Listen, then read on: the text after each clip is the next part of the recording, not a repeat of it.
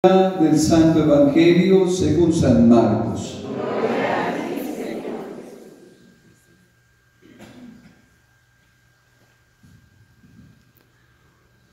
Cuando a los pocos días entró Jesús en Cafarnaúm, se supo que estaba en casa. Acudieron tantos que no quedaba sitio ni a la puerta. Y les proponía la palabra. Y vinieron trayéndole un paralítico llevado entre 4.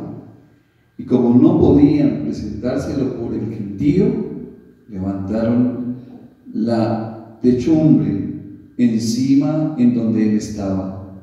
Abrieron un boquete y descolgaron la camilla donde yacía el paralítico. Viendo Jesús la fe que tenía, le dice al paralítico: Hijo, tus pecados te son perdonados. Unos escribas que estaban allí sentados pensaban para sus adentros: ¿por qué habla este así? Blasfema. ¿Quién puede perdonar pecados sino solo Dios uno? Jesús se dio cuenta enseguida de lo que pensaban y les dijo: ¿por qué piensan eso? ¿Qué es más fácil decir al paralítico: tus pecados te son perdonados? O decir: levántate, coge la camilla y echa a andar. Pues para que vean que el Hijo del Hombre tiene autoridad en la tierra para perdonar pecados, dice al paralítico: te digo, levántate, coge tu camilla y vete a tu casa. Se levantó, cogió inmediatamente la camilla y salió a la vista de todos. Se quedaron atónitos y daban gloria a Dios diciendo: nunca hemos visto una cosa igual.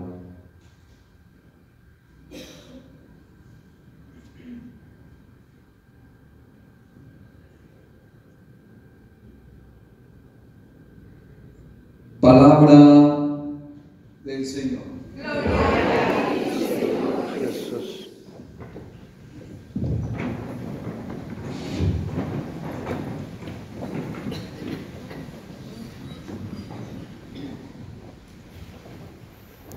Tenemos hoy unas lecturas que nos están como encarrilando, enfocando hacia donde tenemos que ir.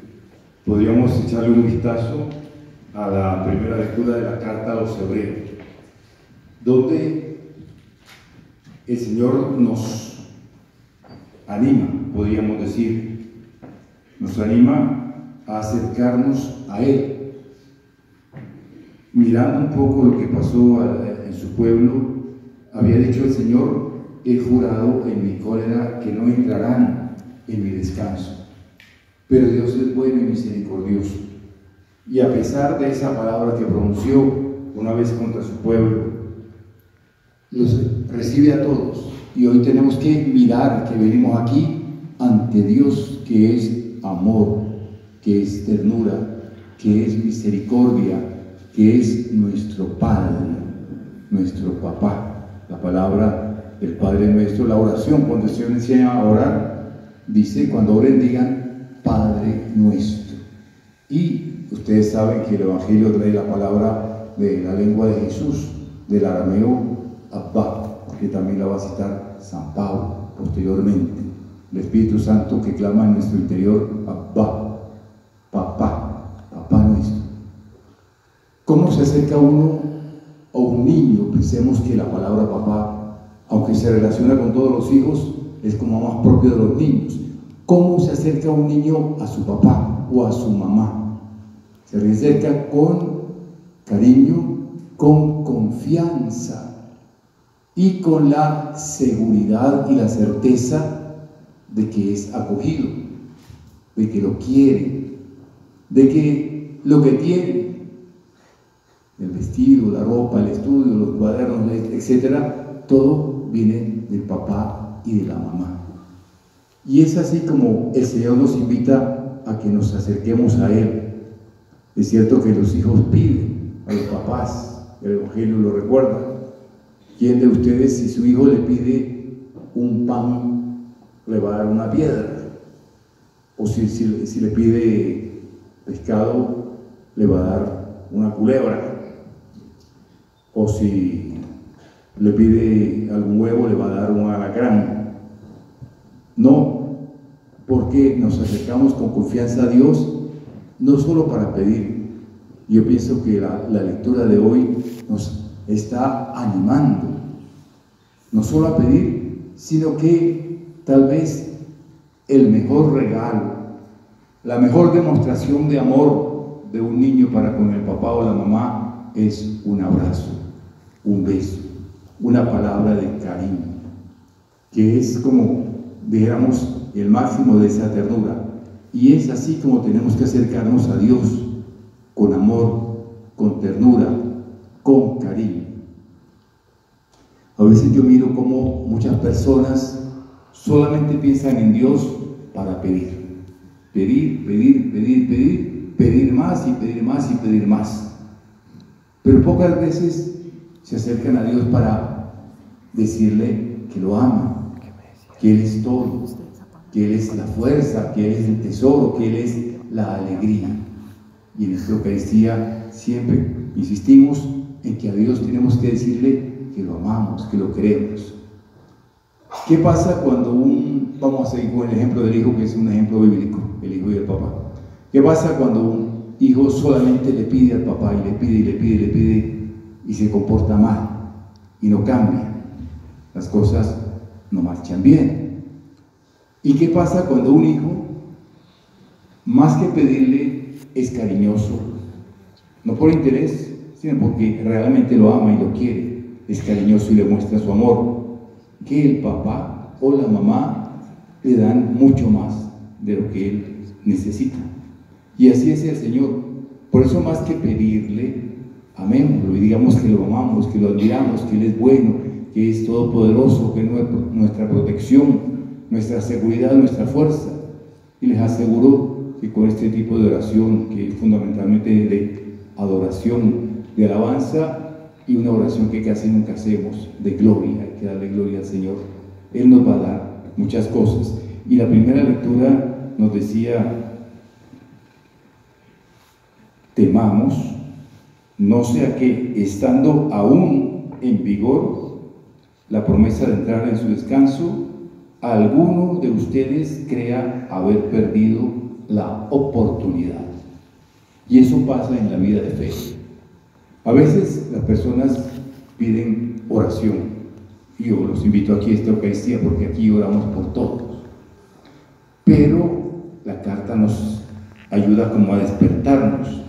Algunos creen que se perdió la oportunidad. Miren lo que pasa a veces. Yo ahora no atiendo gente porque tengo muchísimo trabajo, digo no atiendo personalmente, pero sí en la Eucaristía aquí. ¿Qué pasa? Que se hace la oración y después de la oración, ¿cuáles son las reacciones de algunas personas? Aquí dice algunos. ¿Cuál es la reacción de algunas personas? Dicen: ¿y esta oración sí me servirá? Eso se llama duda, falta de fe, desconfianza. Y si no hay fe, el Señor no puede actuar, porque lo que pide el Señor es fe, que tengamos confianza en Él. Y esta oración, si con esto sí quedaré bien, es falta de fe. Y a veces, pues, no digo aquí, sino en otras partes. Así que uno hace la oración y a veces en algunos, cuando no hay mucha gente, pues se puede orar por cada uno y va saliendo y le piden: Padre, ore por mí, pero no estuvo en la misa así. Y entonces, ¿por qué? Falta de fe. Miremos el Evangelio. Estamos en el Evangelio en el evangelista San Marcos. San Marcos es el Evangelio más corto que hay. dice que Jesús entró en Cafarnaúm, allá era donde vivía. Y acudieron tantos que no quedaban sitio ni a la puerta. Y él les hablaba. Entonces pasó una cosa como muy particular, como muy especial, como una cosa que no es de todos los días. Estaba la casa llena, estas casas de allá, de la época del Señor, no tenían techo como nuestras casas porque allá no llueve mucho, entonces les ponen eso una especie de azotea, pero no de cemento, sino de otros materiales. Y normalmente en esa época la escalera de la casa no era por dentro, sino por fuera. Entonces la gente subía ya a la azotea que había, que era techo y azotea, y ahí incluso preparaban el trigo, lo asoleaban, lo venteaban, o guardaban, ponían cosas arriba, o tenían una chiva por ahí, una cabra encima, etc. La escalera era por fuera. Entonces les quedaba muy fácil a estos que llevaron a un paralítico y no podían entrar, entonces era fácil subir por esa escalera y llegar a la azotea y empezar a destapar un poco. ¿Por qué lo hicieron ellos? ¿Qué decía San Marcos? Porque tenían fe.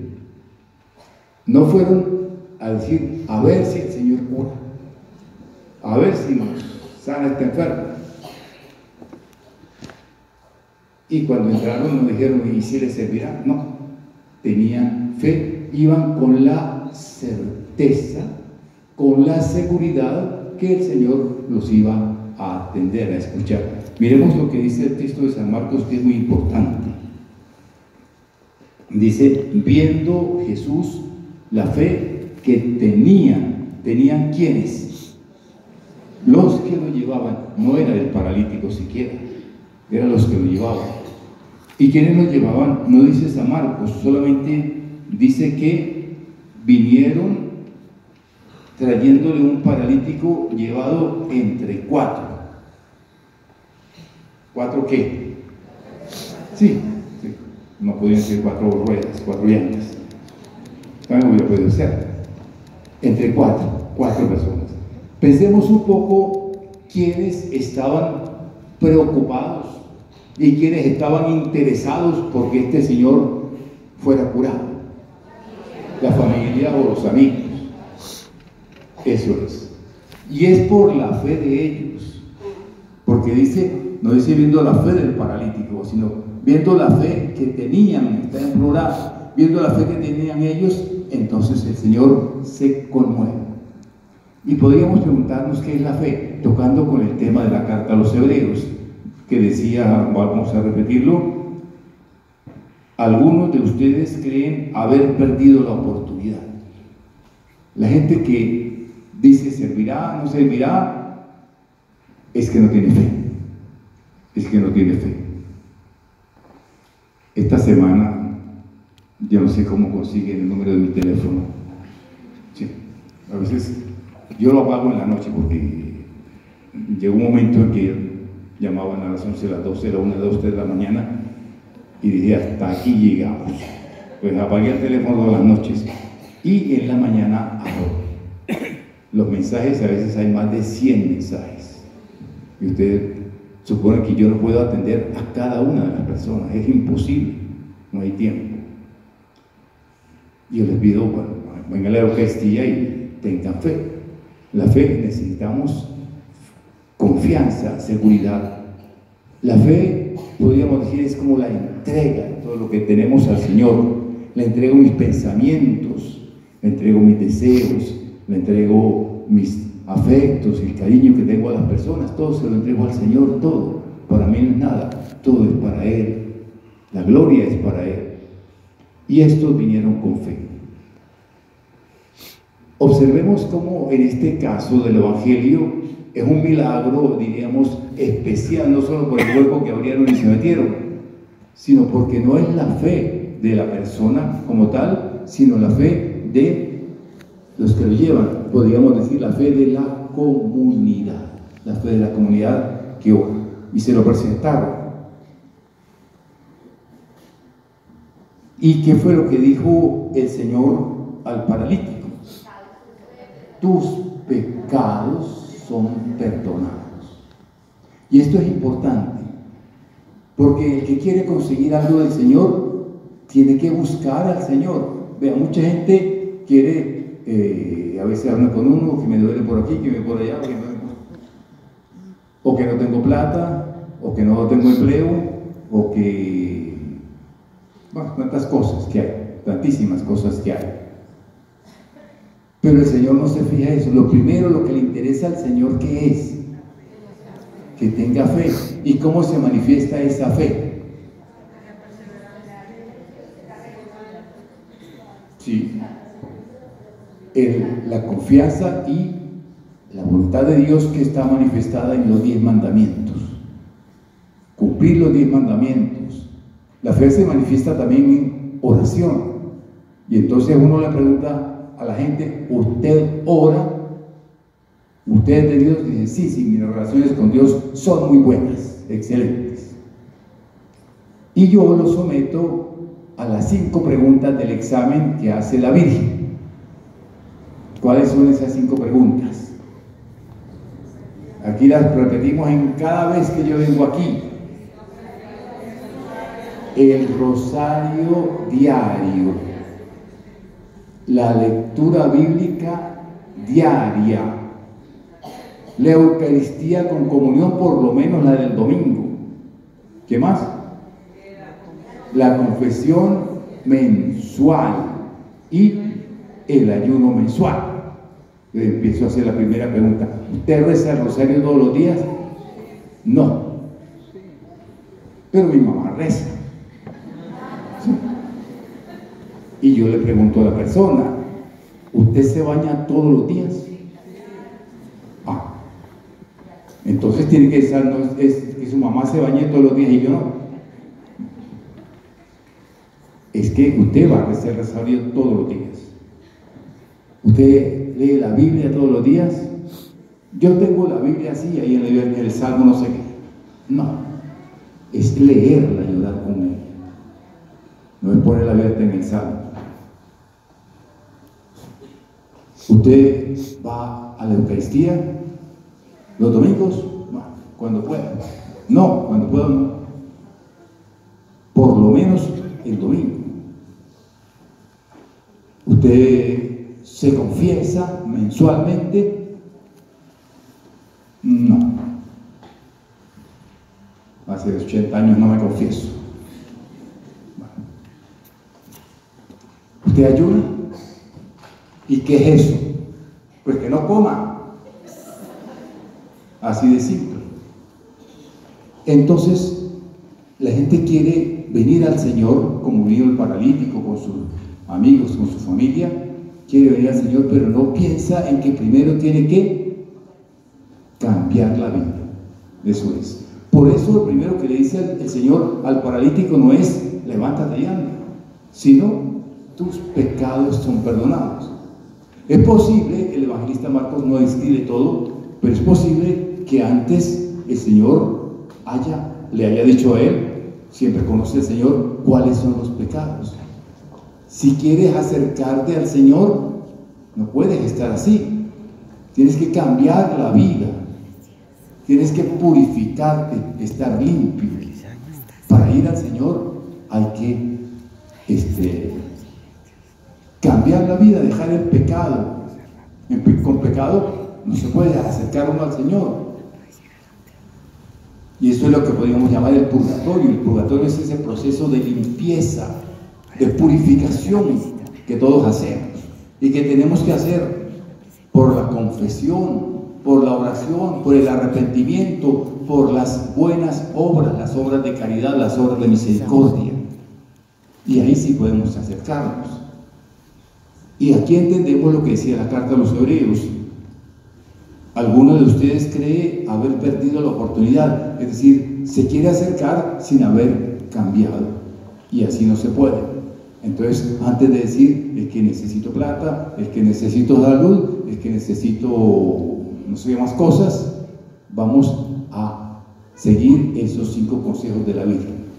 ¿Quién lo puede decir?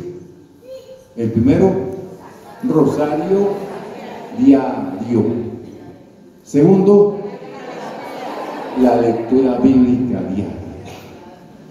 Tercero, la Eucaristía, por lo menos la dominicana.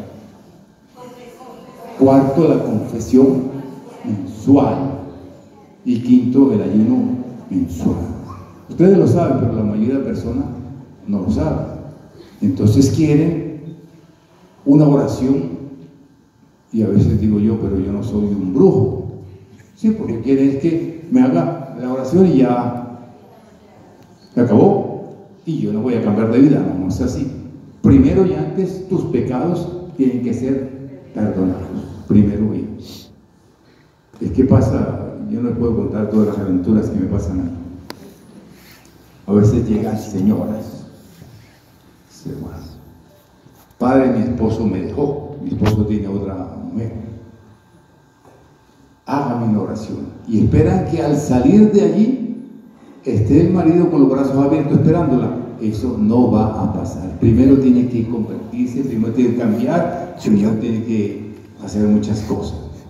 Entonces, esto es lo que dice el Señor.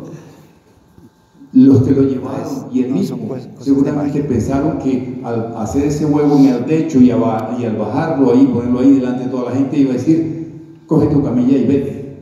Y no fue así. Primer tema que el Señor toca es el perdón de los pecados. Los pecados tienen que ser perdonados, y para ser perdonados los pecados se necesita que haya arrepentimiento y cambio de vida.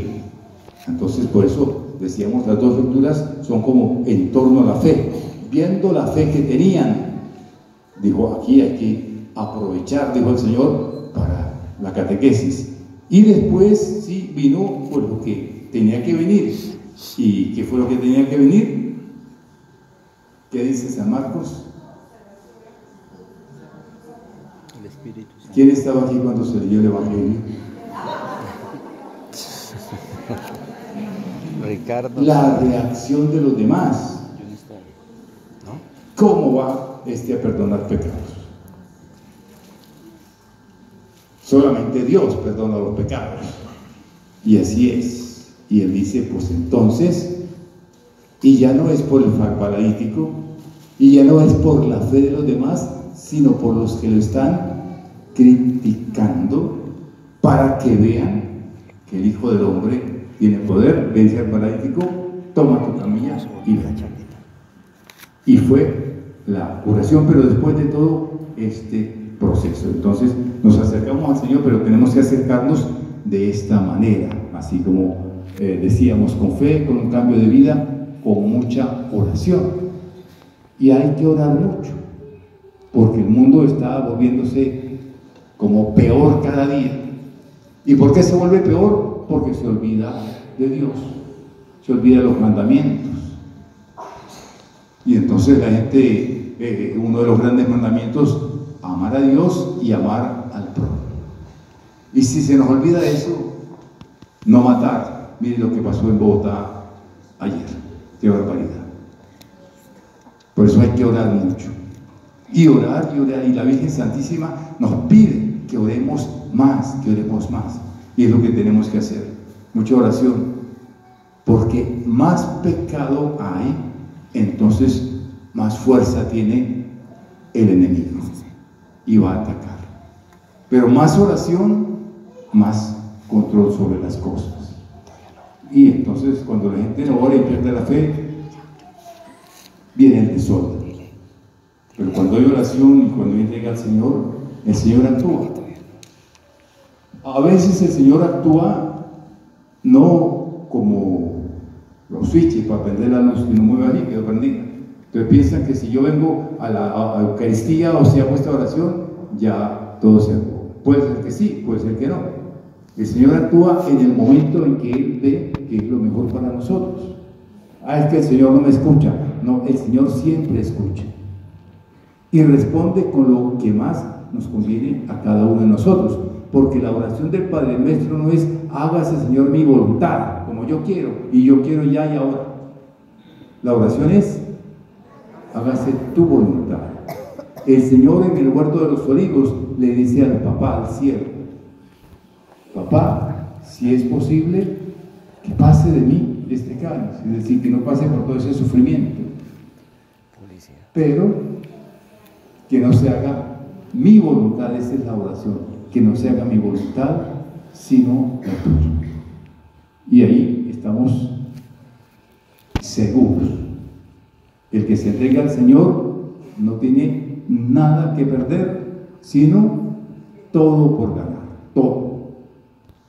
Y entonces no es solamente por un interés personal mío. Señor, no se haga mi voluntad, sino la tuya.